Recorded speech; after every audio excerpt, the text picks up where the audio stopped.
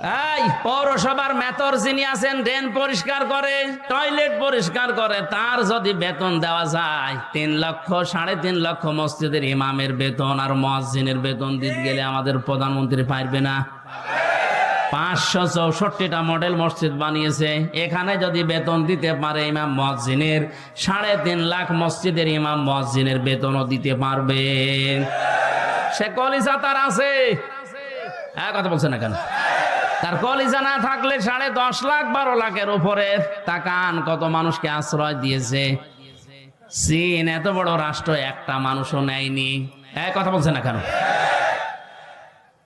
আর সমালোচনা আলোচনা তার বিরুদ্ধে পক্ষে বিপক্ষে আছে, কিন্তু তার কয়েকটা কাজ কিন্তু খুব ভালো। বিশেষ করে একটি খামার একটি বাড়ি, এই প্রকল্পের মাধ্যমে অনেকে আজ একটা কর্মজীবন পেয়েছে, একটা মাথা গোজার ঠাঁই পেয়েছে।